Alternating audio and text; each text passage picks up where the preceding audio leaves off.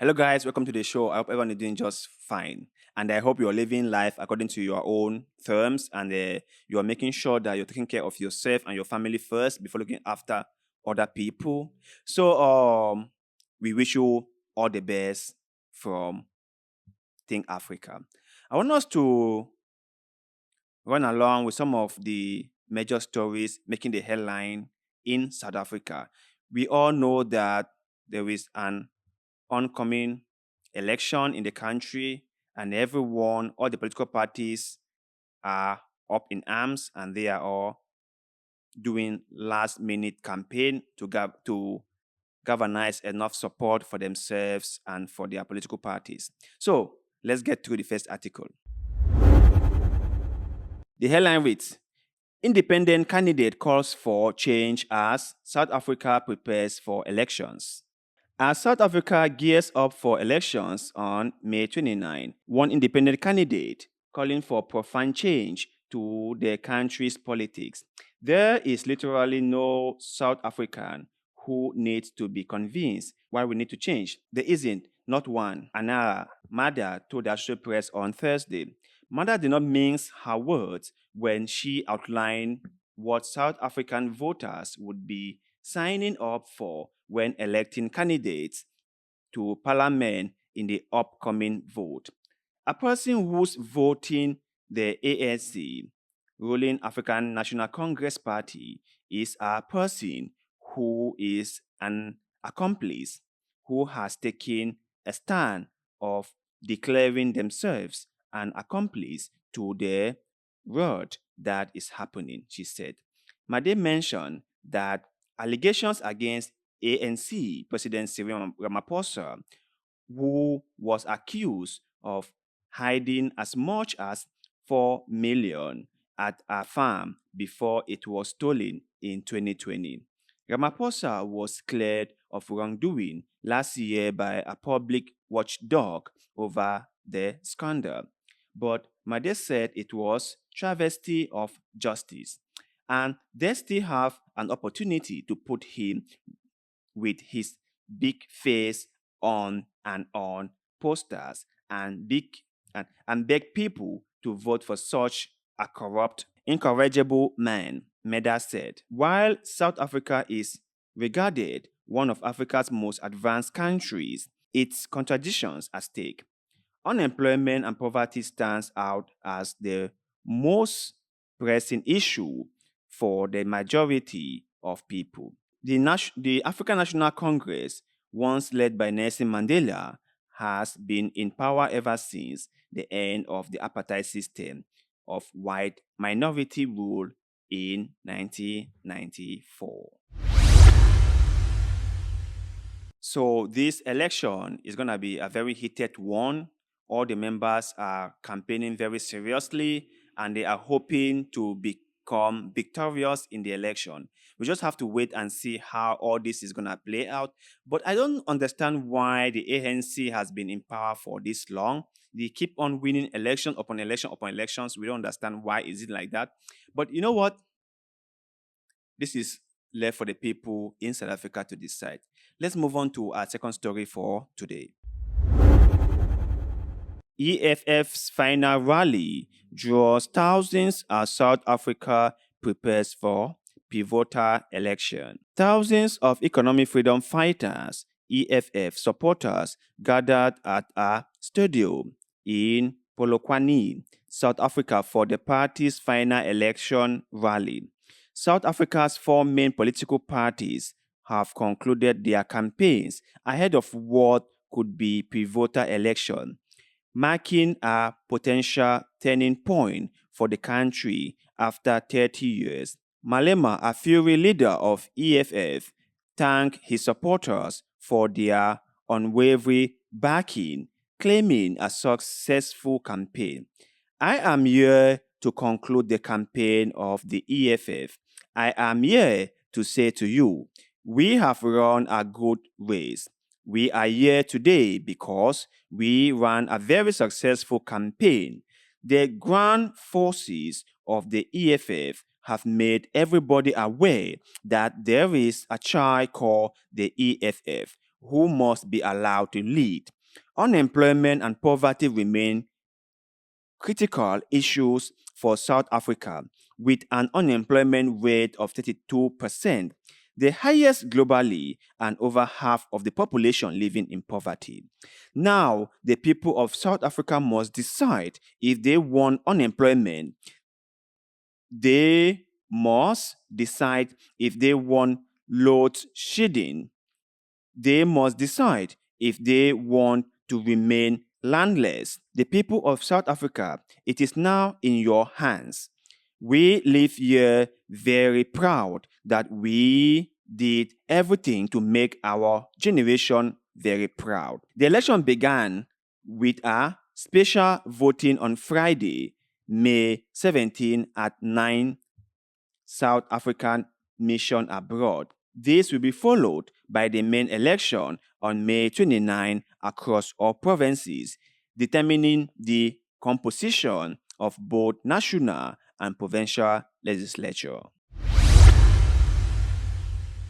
I think this is a very important election in South Africa. Let me just say this about Julius Malema. I think he's one of those fierce people in South Africa who is not scared to voice out his opinion. He is not scared to say what he thinks. He is not scared to tell people when he thinks they are wrong. And I will hope that he became someone who leads South Africa to her true destiny. And he mentioned something that I have always wondered about this landless thing in South Africa. And I have asked this question before, but no one has really paid attention to. Why was the white South Africans allowed to keep all the wealth they have generated as a result of apartheid? Why were they allowed to do it? Why were they allowed to keep it? Why was there not any world redistribution? I'm just asking.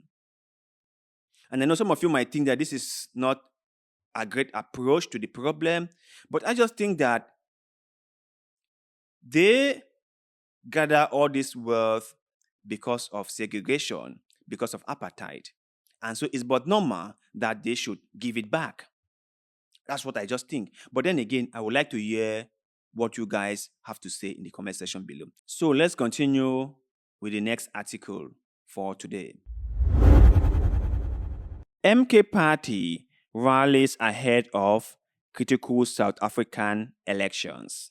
Supporters of South Africa's MK Party gathered for a major rally in KwaZulu-Natal on Saturday ahead of the critical election set for May 29.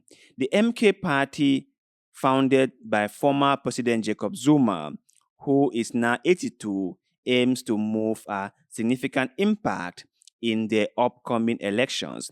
Zuma, previously the leader of South Africa's ruling African National Congress, ANC, resigned as president in 2018 amid corruption allegations. At the rally, supporters passionately endorsed the party's vision. Siboniso Gwala, supporter of Inquanto We Size We, expressed the party's broad appeal and commitment to liberation. He emphasized the historical significance of the party and its mission to liberate South Africa.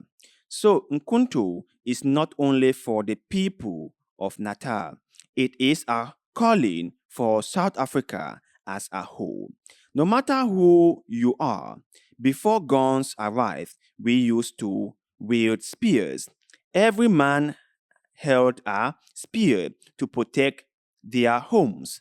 So the spear is what will liberate this country.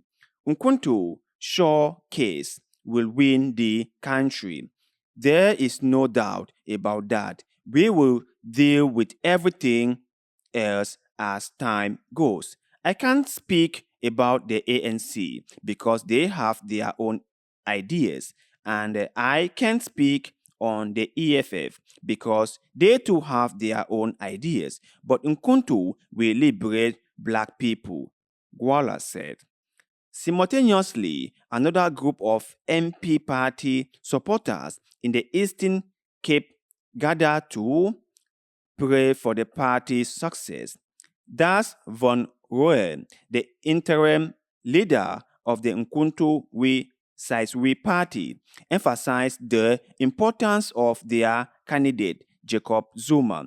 Our candidate is one that is Comrade President Jacob Zuma, and that is why we are saying and we are working very hard that our masses must go out in their numbers and make sure that we win these elections with a 2/3 majority. And through that process, we can then ensure that the only person that South Africans want to see as the president of the country gets elected when we get to parliament.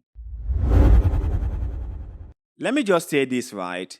I have never understood politicians and their love for power.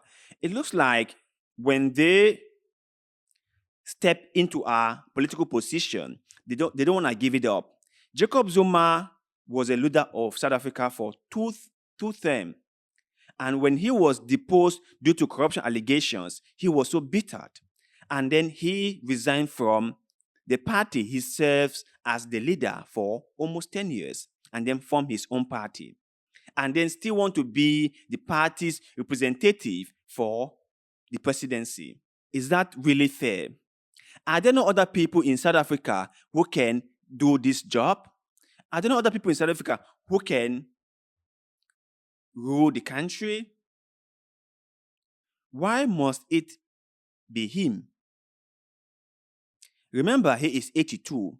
Isn't it the right time for him to take a rest, take a step back and rest and enjoy his senior years? Isn't it the right thing for him to do? Africans are so consumed with power. All they care about is them being in power. It's them or nobody else. If they will not occupy the office, they will burn down the building. That's exactly what they do. That is exactly what they do. It's a big shame. It's a big shame that Jacob here is still trying to become the president of the country. Quite a shame. But you know what? Let's move on to our last story for today.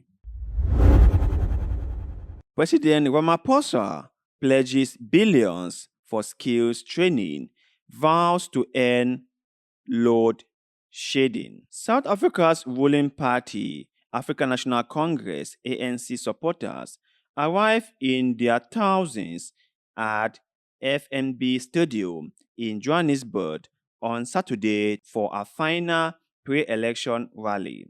Singing, dancing, and donating the party's colors and promotional regalia, supporters expressed optimism to their flag bearer and sitting president Cyril Ramaphosa's chance of winning the vote.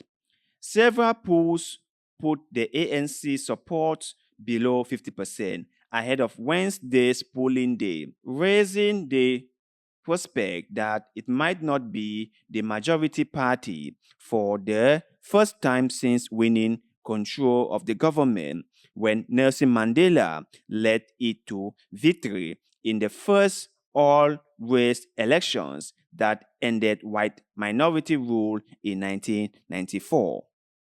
Supporters attending the party's final political rally at the iconic FNB Stadium, however, exerted confidence in their outright ANC victory.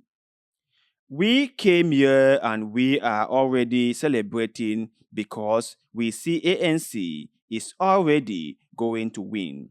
We do not need much, just 50%, and we will be all right. From the 30th May to the 2nd June, it will all be evident. Others, however, express disappointment and stress It is time the ANC actually delivered for the people of South Africa. We have been voting and voting, but we see very little progress as the people. Only a special few seems to benefit. There are dozens of parties contesting the election, many of them new, and some expected to get just a few percent of the vote, but they could suddenly have a big say in South African politics. These smaller parties would want something in return, whether cabinet position, some input on policy, or even control of entire government departments. So, like we said before, elections is heating up in South Africa, emotions are running high, and we all hope that whoever the people want should win the election. So all we can do is pray for the best outcome from this election. And we hope South Africans themselves would make the right choice. They will choose who they think can serve them best. But you guys out there, what is your take on this whole election thing in South Africa? And if you had to predict who among these three candidates that we mentioned, Julius Malema, Cyril Ramaphosa, and Jacob Zuma, who among them you think stand a chance to win the election? Let us know in the comment section below, because it's really love hearing what you have to say. Please do us a favor, like this video, share it, subscribe to the channel, because that helps us a lot. I shall ever be grateful to you.